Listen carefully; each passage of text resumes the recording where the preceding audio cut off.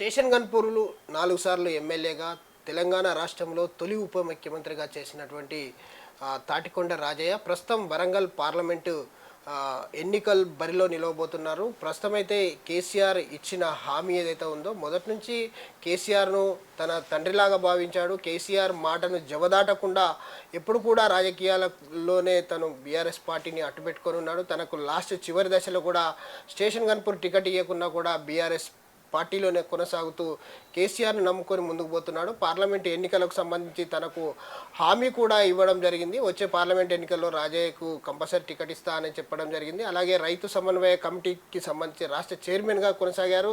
కొద్ది రోజుల్లోనే ప్రభుత్వం పడిపోవడంతో ఆ పదవులన్నీ కూడా రాజీనామా చేయాల్సి వచ్చింది. ప్రస్తుతం మనతో పాటు తాటికొండ రాజయ్య ఉన్నారు. వారిని అడిగి తెలుసుకుందాం. సార్ నమస్తే. సరే, ఎలా ఉండబోతుంది పార్లమెంట్ ఎన్నికల్లో? మీకు కేసీఆర్ ఇచ్చాడు హామీ, 4 సార్లు ఎమ్మెల్యేగా గెలిచారు స్టేషన్ గన్పూర్లో, తర్వాత తెలంగాణ రాష్ట్రంలో ఉప ముఖ్యమంత్రిగా కొనసాగారు. కొద్ది రోజులుగా స్తబ్దతగా ఉన్నారు.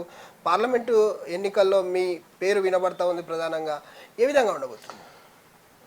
సో మొన్నటి వరకు అసెంబ్లీ ఎన్నికల్లో మరి పోరాటం చేసిన సంగతి, టికెట్ల కోసము మరి అడిగిన సంగతి అందరికీ కూడా తెలుసు. ఆ క్రమంలో మరి సీనియర్ నాయకుడు కడియం శ్రీహరి గారికి గణపురం నియోజకవర్గ టికెట్ ఇవ్వడం జరిగింది. వారు స్వయంగా కడియం శ్రీహరి గారు చెప్పారు, అదేవిధంగా కేసీఆర్ గారు చెప్పారు, హరీష్ రావు గారు, కేటీ రామారావు గారు అందరి సమక్షంలో జరిగింది. సో 2014లో కడియం శ్రీహరి గారు మీరు ఇద్దరు అడిగితే రాజయ్యకి ఇవ్వడం జరిగింది. 18లో ఇద్దరు అడిగితే రాజయ్యకి ఇవ్వడం జరిగింది. 2023లో ఇద్దరు అడుగుతున్నాను, నాకు కావాలని మరి కడియం శ్రీహరి అడగడం, వారికి ఎమ్మెల్యే టికెట్ ఇచ్చి నాకు జనగాం నియోజకవర్గాన్ని గెలిపించుకునే బాధ్యత ఇన్ఛార్జిగా ఇస్తూ, తర్వాత ఎక్కడైతే కడియం శ్రీహరి గారు కోరుకొని పిలిచేది ఉంటే గణపురం నియోజకవర్గంలో పర్యటనకు రావాలని స్వయంగా కడియం శ్రీహరి కోరుకోవడంతో వారు పిలిచినప్పుడల్లా గణపురం నియోజకవర్గానికి రావడం జరిగింది. నిజంగా చాలా సంతోషం ఏంటంటే నేను ప్రాతినిధ్యం వహించిన గణపురం నియోజకవర్గం 10 సంవత్సరాలు గ్రాస్ రూట్లో ఉంది. అంటే క్షేత్రస్థాయిలో గ్రామ అధ్యక్షుడు, సర్పంచ్, ఎంపీటీసీ, రైతు కోఆర్డినేటర్, అనుబంధ కమిటీలన్నీ కూడా 10 సంవత్సరాల నుండి నా కనసైగల్లో నేను నియమించిన వాళ్ళే ఉండడం, ప్రజాప్రతినిధులుగా నామినేటెడ్ పోస్టులో ఉన్న వాళ్ళందరూ కూడా కేసీఆర్ గారి ఆశీస్సులతో అవన్నీ కూడా నేను నియమించిన వాళ్ళే ఉండడం, ఆత్మీయ సమావేశాలు గొప్పగా చేయడం, చివరిగా మరి దశాబ్దోత్సవాలు 21 రోజులు 146 గ్రామాలు తిరిగి మేజర్ గ్రామ పంచాయతీల్లో 21 రోజులు పల్లె నిద్ర చేయడం, దానికి పరాకాష్ట.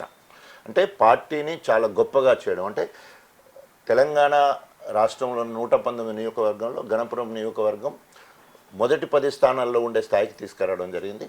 కడియం శ్రీహరి గారు కూడా వారి ప్రచారంలో అనేక సందర్భాలు అన్నారు, బీఆర్ఎస్ పార్టీ గన్పూర్లో చాలా బలంగా ఉన్నది, కడియం శ్రీహరి గారు మీరు పోయి పోటీ చేయండి అని చెప్తే నేను వచ్చానని స్వయంగా వారు కూడా చెప్పడం జరిగింది. సో అట్లా బలంగా నా క్యాడర్ ఉంది కాబట్టి ఇక్కడ కడియం శ్రీహరి గారు గెలిచారు. అదేవిధంగా నన్ను నియోజకవర్గ ఇన్ఛార్జిగా పెట్టిన జనగాం స్టార్ క్యాంపెయిన్గా నేను అక్కడ ఉండి మరి వారిని గెలిపించే బాధ్యత కేసీఆర్ అప్పచెప్పడం, నేను కూడా నాకున్న పరిచయాలతోటి గొప్పగా ప్రజల్లోకి వెళ్ళిపోవడంతో అక్కడ గెలవడం జరిగింది. అంటే సో ఓవరాల్గా అభ్యక్త వరంగల్ జిల్లా చూసుకుంటే 2 గెలిస్తే 2 నా ఖాతాలలో పడ్డాయి. వ్యక్తిగతంగా అభ్యర్థులుగా అక్కడ పల్లె రాజేశ్వర రెడ్డి గారు ఉండొచ్చు, ఇక్కడ కడియం శ్రీ గారు ఉండొచ్చు. సో కానీ గెలిపించుకునే బాధ్యత బీఆర్ఎస్ పార్టీ కేసీఆర్ గారు నాకు అప్పచెప్పడం నాకు చాలా సంతోషం. ఆ రకంగా సంతోషం. బాధ ఏంటంటే అంత కష్టపడి టికెట్ అన్నందుకు బాధ ఉంది. కానీ బుజ్జగించే ప్రయత్నంలో మీరు అన్నట్టు రైతు సమితి చైర్మన్గా, రైతు బంధు సమితి చైర్మన్గా వెంటనే బాధ్యతలు తీసుకోండి. తర్వాత ఎలక్షన్లు అయిపోయిన తర్వాత ఎమ్మెల్సీ ఇస్తాం, లేదా మీరు కోరుకుంటే ఎంపీ ఇస్తాం, ఏదంటే అది చేసుకొని. ఇది రైతు బంధు సమితి చైర్మన్ అంటే క్యాబినెట్ ర్యాంక్ ఉంటుంది, ఎస్కాట్ ఉంటుంది, తర్వాత పైలట్ ఉంటుంది, ఒక జిల్లాకి ఇన్ఛార్జిగా ఉంటారు. అంతకుముందు పల్లరాజేశ్వరరెడ్డి భూపాలపల్లికి ఇన్ఛార్జిగా ఉండేది జెండా ఎత్తడం మిగతా కార్యక్రమాలకు. సో అట్లా ఉంటుందని నన్ను బుజ్జగించడం జరిగింది. దాంట్లో భాగంగానే ఎందుకంటే మనము తెలంగాణ రాష్ట్ర సాధన కోసం అధికార కాంగ్రెస్ పార్టీ ఎమ్మెల్యే పదవికి రాజీనామా చేసి కేసీఆర్ చేయబట్టుకొని తిరగడంతో రాష్ట్రానికి తొలి ఉప ముఖ్యమంత్రిగా కూడా ఉన్నాను. కాబట్టి ఆ ఉద్యమాన్ని స్ఫూర్తిగా తీసుకొని కేసీఆర్ అడుగుజాడలు ఇప్పటివరకు నడుచుకుంటూ వచ్చినాం. ఒకరే కాదు, కేసీఆర్ గారు హామీ, కేటీఆర్ గారు హామీ ఇచ్చారు. అదేవిధంగా హరీష్ రావు గారు చాలా నన్ను ఒప్పించడానికి ఎట్టి పరిస్థితిలో ఎంపీ దయాకర్ ఉన్నాడు కదా అని కూడా చెప్పడం జరిగింది. దయాకర్ను వేరే తీరు ఎట్లయినా అకామిడేట్ చేస్తారో మీకు అది హామీ ఇస్తున్నామనే మాట కూడా చెప్పడం జరిగింది. దురదృష్టవశాత్తు బీఆర్ఎస్ పార్టీ ఓడిపోవడం, సో రైతు బంధు సమితి చైర్మన్ పోవడం, ఎమ్మెల్సీ అవకాశం తక్కువ ఉన్నది. ఓన్లీ ఇప్పుడున్న పరిస్థితులలో వరంగల్ ఎంపీ మరి త్వరలో ఎన్నికలు జరగబోతున్నాయి కాబట్టి సో ఏ రకంగా చూసినా కూడా పార్టీ పరంగా చూసినా సామాజికంగా చూసినా తెలంగాణ మొత్తంలో అత్యధిక మాదిగ జనాభా ఉన్న జిల్లా ఏదంటే వరంగల్ జిల్లా. ఎంఆర్పిఎస్కు ఇది కేంద్ర బిందువుగా కూడా పనిచేయడం జరిగింది. కృష్ణమాదేవి కూడా ఇక్కడి నుంచి వెళ్ళి రావడం, నేను కూడా దండోర ఉద్యమంలో పనిచేసి అది కూడా నేపథ్యం ఉంది. సో తప్పకుండా సరే మిగతా దగ్గర మొత్తం 3 ఉన్నాయి, పెద్దపల్లి, తర్వాత నాగర్ కర్నూలు, తర్వాత వరంగల్. సో తప్పకుండా కేసీఆర్ గారు, కేటీఆర్ గారు, హరీష్ రావు గారు, ఇంకా మిగతా పెద్దలందరూ కూడా నేను అనుకుంటాను జిల్లాకు సంబంధించిన నాయకత్వం మొత్తం కూడా నాకు సహకరిస్తారని అనుకుంటున్నాను. తప్పకుండా రేపు రాబోయే రోజుల్లో బీఆర్ఎస్ పార్టీ అభ్యర్థిగా, ఎంపీ అభ్యర్థిగా బరిలో ఉండబోతున్నాను. అంటే మీరు చెప్పినట్టు 4 స్థానాలు ఎస్సీకి రిజర్వ్ అయ్యాయని చెప్తున్నారు, ఆ 3 స్థానాలు ఎస్సీకి రిజర్వ్ అయ్యాయని చెప్తున్నారు. వరంగల్ కాకుండా మిగతా జిల్లాలో ఎక్కడిచ్చినా మీరు పోటీకి సిద్ధమేనా? అంటే నా కర్నూలు, మహబూబ్ నగర్లో నా కర్నూలు ఉంది, అక్కడ రాములు అక్కడ సిట్టింగ్ ఉన్నాడు, వెంకటేశ్వర్లని నేత కానీ వెంకటేశ్వర్లని ఇక్కడ పెద్దపల్లిలో ఉన్నారు, ఇక్కడ వీరు కూడా ఉన్నారు. సో ఒకవేళ కనుక పార్టీ నిర్ణయం తీసుకొని ఇక్కడ ఇప్పుడున్న ఎగ్జిస్టింగ్ మన పసునూరి దయాకర్ గారిని మార్చి వారిని ఎమ్మెల్సీకో ఇంకేదైనా చేసి నన్ను పంపించేది ఉంటే పార్టీ నిర్ణయం కట్టుబడి ఉండి తప్పకుండా నేను పోటీ చేస్తాను. ఎందుకంటే వారు ఇచ్చిన హామీని గుర్తు చేయడం మాత్రమే జరిగింది. నేను ఏదో దయాకర్కి పోటీ అనో లేకపోతే ఆయనను పెట్టానే కాదు, వారు నాకు ఇచ్చిన హామీలు మాత్రమే గుర్తు చేస్తాను. ఓకే సార్, ఇప్పుడు మీరు అన్నట్టు వారు ఇచ్చిన కేసీఆర్ ఇచ్చిన హామీ ప్రకారం మీరు అడుగుతున్నారు. ఓకే, ఇప్పుడు సిట్టింగ్లను మారుస్తారనేది ఒక టాక్ అయితే వినబడుతుంది. అటు మహబాద్కు సంబంధించి ఆ కవితను కావచ్చు, ఇటు వరంగల్ ఎంపీ పసునూరి దయాకర్ రావును మారుస్తారు అనే ఒక మాట వినబడుతుంది. అక్కడ వైరా మాజీ ఎమ్మెల్యే రాముల్ నాయక్ కొడుకు గతంలో కేసీఆర్ మాట ఇచ్చారు, అక్కడ జీవన్లాల్ను పెట్టబోతున్నారు అనేది ఒక సంకేతాలు వస్తున్నాయి. అలాగే వరంగల్కు సంబంధించి వరంగల్ ఎంపీ స్థానానికి వచ్చేవరకు బరిలో అటు ఆరూరు రమేష్ కావచ్చు, మీరు కావచ్చు, సిట్టింగ్ ఏదైతే దయాకర్ కావచ్చు, ముగ్గురు ప్రధానంగా పోటీ పడుతున్నారు. ఎవరికి అంటే మార్చడం అనేది ఖాయం అయిపోయినట్టే దాదాపుగా. సో డెఫినెట్గా అంటే ఇది కేసీఆర్ గారు చెప్పిన మాటనే. అరూరి రమేష్ గారికి ఎమ్మెల్యే టికెట్ ఇవ్వడం జరిగింది. దయాకర్ గారు ఆల్రెడీ ఇప్పటికి 2 సార్లు మంచి మెజార్టీతోటి ఎంపీ గెలవడం జరిగింది. నేను టికెట్ రాకుండా పార్టీ నిర్ణయానికి కట్టుబడి 2 నియోజకవర్గాలను గెలిపించే బాధ్యత నా మీద పెట్టారు. సో గెలిపించుకొస్తే నీకు ఎంపీ చేస్తామని హామీ అధిష్టానమే ఇచ్చింది కాబట్టి అది మాత్రమే నేను గుర్తు చేస్తున్నాను. సో 100% అధిష్టానము ఏ నిర్ణయం తీసుకుంటే ఆ నిర్ణయానికి కట్టుబడి ఉంటాను. సో ఎందుకు నాకు అర్హత ఉందంటే ముందు చెప్పినట్టు నేను ఒక డాక్టర్ని, ఆ రకంగా 40 సంవత్సరాల నుండి ప్రాంతం అంతా కూడా సుపరిచితం. డిప్యూటీ సీఎం ఉన్నప్పుడు ఇంటింటి సర్వే చేసినప్పుడు అన్ని మండలాలు తిరిగిన చరిత్ర ఉంది.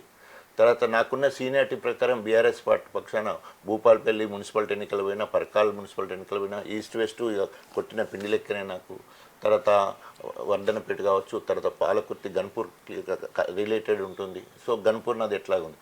సో కాబట్టి ప్రజా సంబంధాలు నేను అనుకుంటాను నాకున్న 40 సంవత్సరాల వైద్య వృత్తిలో కావచ్చు, దండోరా ఉద్యమంలో కావచ్చు, బీఆర్ఎస్ పార్టీలో అధికార కాంగ్రెస్ పార్టీ వదిలిపెట్టి బీఆర్ఎస్ పార్టీలో చేరి రాష్ట్రం జిల్లా అంతా తిరగడం కావచ్చు, ఈ రకంగా అనేక రకాలుగా.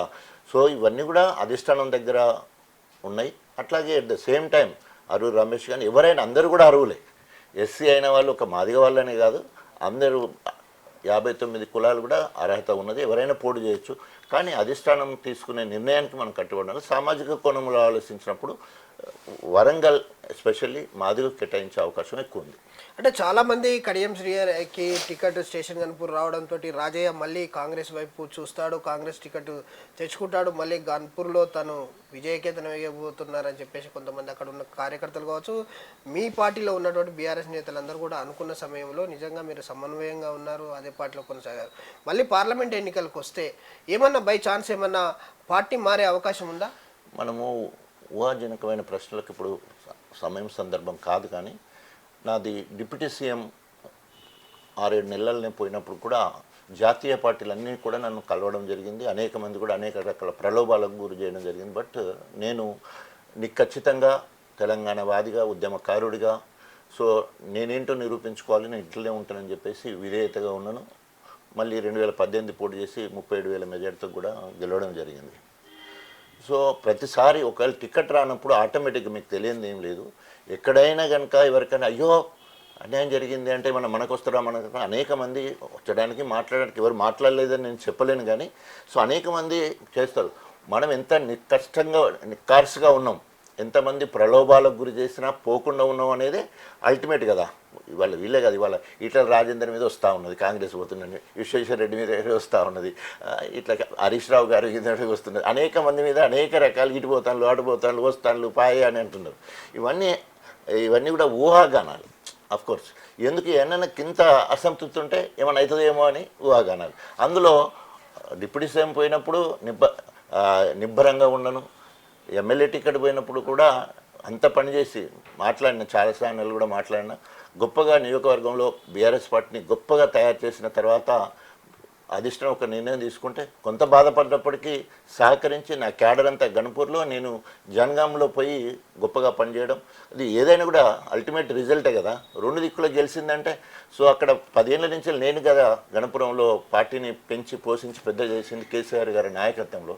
సో అలాంటి సమయంలో అదేవిధంగా జనగాంకు నన్ను ఇన్ఛార్జ్ చేయడం, సో అక్కడ కూడా గెలవడం, అది ఎట్లయినప్పటికీ కూడా డెఫినెట్గా నా ఇన్ఫ్లుయెన్స్ అనేది అక్కడ ఉన్నది, గొప్పగా పనిచేసినట్టు కూడా. సో కాబట్టి అధిష్టానం తీసుకొని నేను కట్టుబడి పనిచేసినాను. రేపు అధిష్టానం కూడా నా విషయంలో సానుకూలంగా స్పందిస్తుందని నేను అనుకుంటున్నాను. చూడొచ్చు, ఏదైతే పార్టీ ఇచ్చిన లైనప్ ఎప్పుడు కూడా నేను తప్పలేదు. ఒక కాంగ్రెస్ పార్టీ అంటే ఒక పార్టీలో డిప్యూటీ సీఎం హోదాలో నా పదవి తీసేసేటప్పుడు వివిధ పార్టీలు వాళ్ళ ప్రయత్నాలు వాళ్ళు చేసినప్పుడు కూడా నేను బీఆర్ఎస్ పార్టీ విధేయుడిగానే ఉన్నాను, కేసీఆర్కు విధేయునిగానే ఉన్నాను. నాకు ఎమ్మెల్యే టికెట్ ఇవ్వకున్నా కూడా అదే పార్టీలో ఆ నాయకత్వానికే విధేయతను కొనసాగాను. ఇప్పుడు కూడా మారే పరిస్థితి లేదు. నా గురించి ఆలోచిస్తారు, ఎందుకంటే ఇక్కడ పోటీ పడుతున్న వ్యక్తులు ఆరూరు రమేష్ కావచ్చు, ఏదైతే పసునూరి దయాకర్ కావచ్చు, వాళ్ళు గతంలో 2 సార్లు పార్లమెంట్ ఎన్నికల్లో తన గెలుపు కోసం నా నియోజకవర్గం నా వంతు సాయంగా నేను కూడా తిరిగాను. దయాకర్ రావు గెలుపులో నా బాధ్యత కూడా ఉన్నది. అలాగే ఆరూరు రమేష్కి సంబంధించి 2 సార్లు ఎమ్మెల్యేగా కొనసాగాడు, 3వసారి కూడా తనకు బరిలో నిలిచాడు. కానీ నాకు ఇక్కడ టికెట్ ఇవ్వకపోయినా నేను అదే పార్టీలో కొనసాగాను. పార్లమెంటు టికెట్ నాకు వస్తుంది అనే ఒక నమ్మకం ఉంది. కానీ పార్టీలు మాత్రం మారను, పార్టీలు మారే స్టాండ్ నాది కాదు. ఎప్పుడు కేసీఆర్ కుటుంబానికి కావచ్చు, పార్టీకి కావచ్చు విధేయునిగానే ఉంటాను. నాకు ఇచ్చిన బాధ్యతలు ఏవైతే ఉన్నాయో, స్టేషన్ గన్పూర్ నియోజకవర్గాన్ని బలోపేతం చేయడంలో బీఆర్ఎస్ గెలుపులో ఉన్న పాత్ర ఉంది. 10 సంవత్సరాలు అక్కడ నేను నియోజకవర్గ ఎమ్మెల్యేగా, డిప్యూటీ సీఎంగా ఉన్నాను. పార్టీ క్యాడర్ని అలాగే కాపాడుకున్నాను. అక్కడ కడియం శ్రీగారి గెలుపు కోసం కృషి చేశాను. అలాగే నాకు ఇచ్చిన ఇన్ఛార్జ్ ఏదైతే ఉందో జనగామ నియోజకవర్గంలో కూడా పల్లె రాజేశ్వరరెడ్డి గెలుపు కోసం కూడా నేను అక్కడ కృషి చేశాను. ఈ 2 నియోజకవర్గాల్లో నా మార్కు కనబడ్డది. ఇదంతా కూడా పార్టీ గుర్తిస్తుంది అనే ఒక పూర్తి విశ్వాసం, నమ్మకం నాలో ఉంది. కాబట్టి వరంగల్ పార్లమెంట్ అభ్యర్థిగా తాటికొండ రాజయ్య పేరును తప్పకుండా అధిష్టానం పరిశీలించి నాకు ఇస్తుందనే నమ్మకాన్ని తాటికొండ రాజయ్య అయితే వ్యక్తం చేస్తూ ఉన్నాడు.